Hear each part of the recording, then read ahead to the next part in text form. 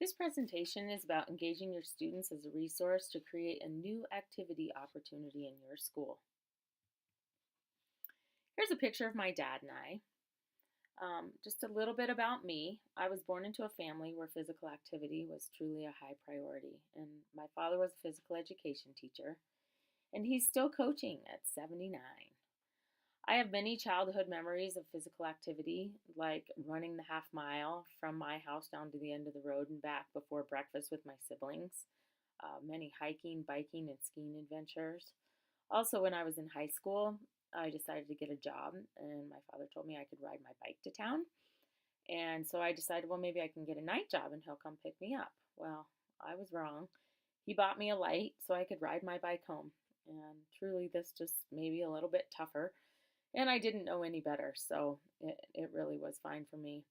But I decided to follow his footsteps and also become a physical education teacher. I've been teaching physical education for 23 years, 1 year of high school, 5 years of middle school, and 17 years at the elementary level. 18 months ago, I was accepted into a master's program at the University in Northern Colorado titled A Master's of Teaching in Physical Education and Physical Activity Leadership.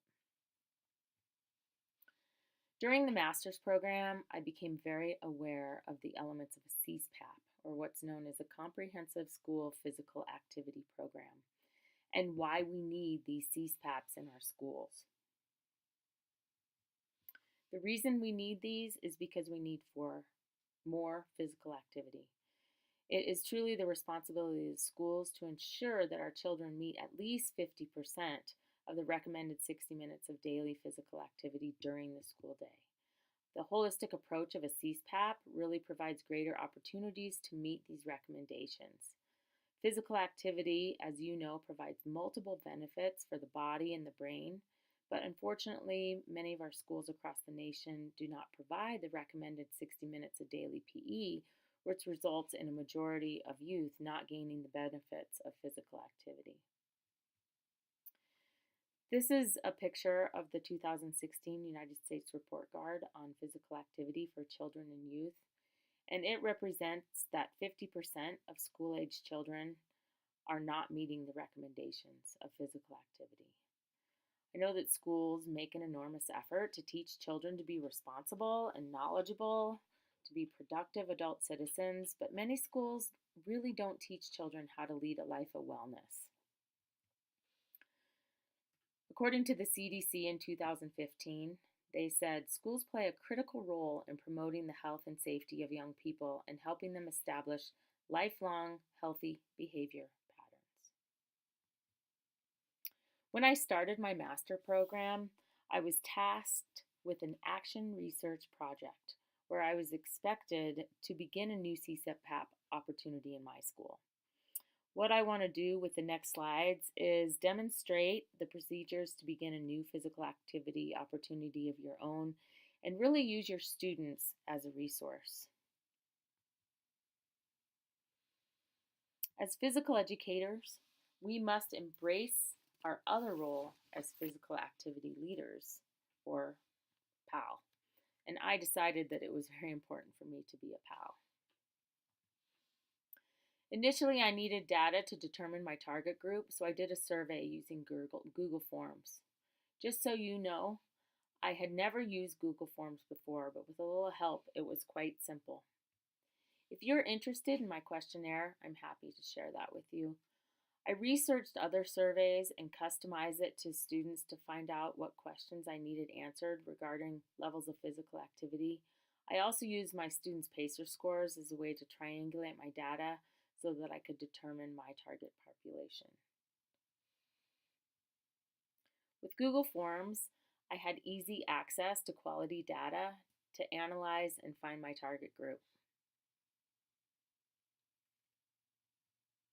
With the use of this data, I found that 45% of my students were not meeting the recommended 60 minutes of physical activity daily. This group became my focus, and I decided that my goal was to increase physical activity for less active students in my school. Throughout my years as a parent, a wife, a teacher, There have been multiple times when I have told my children, my husband, and my students that I teach where we're going, what we're going to do, and how we're going to do it. Most of the time they listened, but what I found from years of teaching is that what works better than me telling them is actually giving them some control of their own learning. So I decided to use a student centered approach for this program. One of the key starting points after you have determined that you want to do something is to begin an activity leadership team. Since the focus of the program is to increase physical activity of less active students, I needed their help. So, who better to have on the leadership team for activity than the students who will be participating? According to McCarthy in 2015, teachers must become comfortable with changing their leadership style from directive to consultative, from do as I say to based on your needs, let's co develop and implement a plan of action. By using this approach to begin a new physical activity opportunity, any school can find a program that's unique to their leadership style and their needs and increase physical activity levels of students. When we do this, students truly feel empowered, like they had control over their learning, and they really do enjoy helping others. This rainbow school here is not my school, but I sure thought it was unique and fun to put in this presentation. I'm going to provide you with the basic structure for engaging students as your resource. I also want you to know that engaging your administrator, some teachers, and a few parents is also important to determine the details of your boundaries. The communication with this group of adults can be through email or face-to-face meetings. And this group is really going to help you with some of the lesson planning, the volunteering, and filling in the gaps where the students really don't have a deeper understanding. Once you have a general idea of the direction, then the students are really going to guide you in your plan, and that's when you get to make your plan. First thing you need to do is advertise the leadership opportunity for students. This can be done during your PE classes, and you can motivate them by asking some questions like, how many of you would like to improve existing physical activity opportunities in our school? Or would you like to begin a new activity opportunity for our school? Let them know with their direction, I plan to offer something based on your ideas. And if you're interested, you can sign up as you leave the gym. You can have them sign up with you, or you can put something on the wall, but let them get signed up right away, right after you motivate them. Your next step is going to be to decide on a meeting time that works for everyone. During PE, you might want to ask the students who signed up for the activity leadership team meeting, when can we meet? What's going to work for you? I found that lunchtime was a good time, and I wasn't interrupting any academic time, and I wasn't interrupting recess, and they could come to the gym and have lunch with me. We had to do a little cleanup afterwards, but it actually worked well. I did only have one day a week that we could do it, but that was the day I chose, and it seemed to work out well. Next, you're going to want to pick your first meeting date, and you want to post it for the students to see and make sure your teachers know, so that everyone can make that first meeting, all the students. To my surprise, I had 40 students arrive at my first meeting. Ultimately, only 29 came consistently and were considered my activity leadership team, but I was impressed with the interest. At the first meeting, you want to grab their attention and provide some data on physical activity in the country, maybe general data from your school to show a need, and offer a chance for feedback on existing programs, and talk about the general direction of the new activity opportunity. I did a short little PowerPoint presentation and showed this slide of obesity rates. These are adult obesity rates, but kids understand that we become adults, and this is a scary number.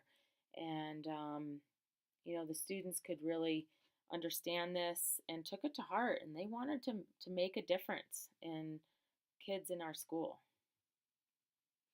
The next step and the second meeting is to let them begin thinking about opportunities and recognize that they are the decision makers and they're going to be making decisions for other kids in the school. So I had them become little investigators and I provided them with a questionnaire to answer questions and then let them take that questionnaire out to the student body, or some of them just filled it out and left it there. This is an example of my observation activity for them. And you can customize this for what your school needs and where the direction of your goal is going.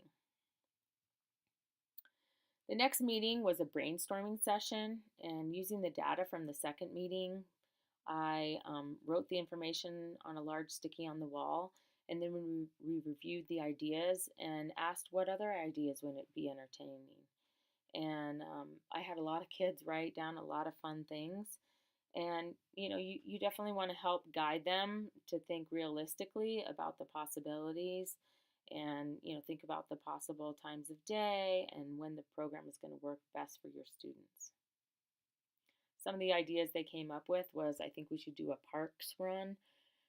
Each day you can visit a park and play games at the park. We don't have that many parks in our community, but we actually do have 2 great parks that we could go to. We could do a hike with our class for 30 minutes. We have bike paths heading out from different directions. That was another idea. We had a lot of great ideas from this activity in this meeting. The kids had everything from archery to badminton tournaments to health clubs to cooking, all kinds of different things.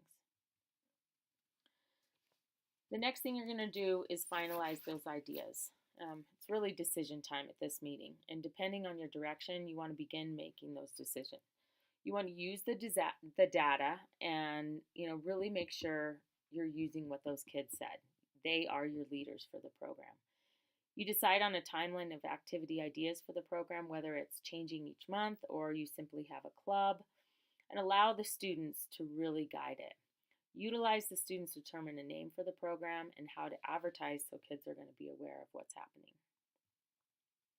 My student leadership team decided on one day each week after school with changing themes each month to include creativity and activity combined.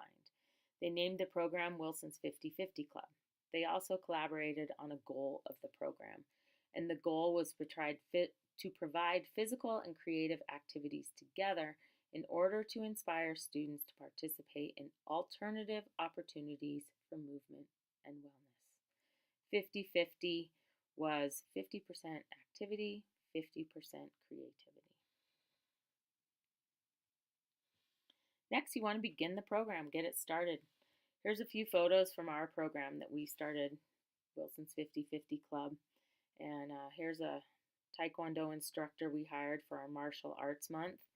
And here is part of our My Plate cooking challenge where we actually baked muffins that day, but we also did physical activity for 50%, and kids really learned about nutrition and food groups and what they needed to eat and how important that was to not only their health but their physical well-being. Last, you want to evaluate the program.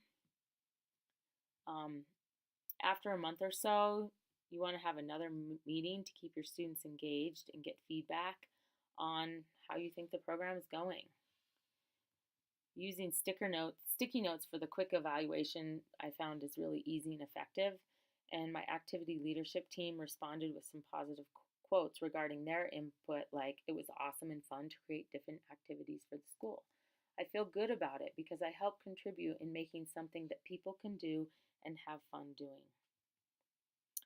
I also had the participants in the program complete a Google form survey so I could learn a little bit about the activity levels of the students who were participating.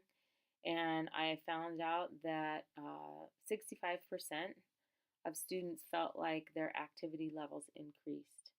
I also found that I was reaching my target population.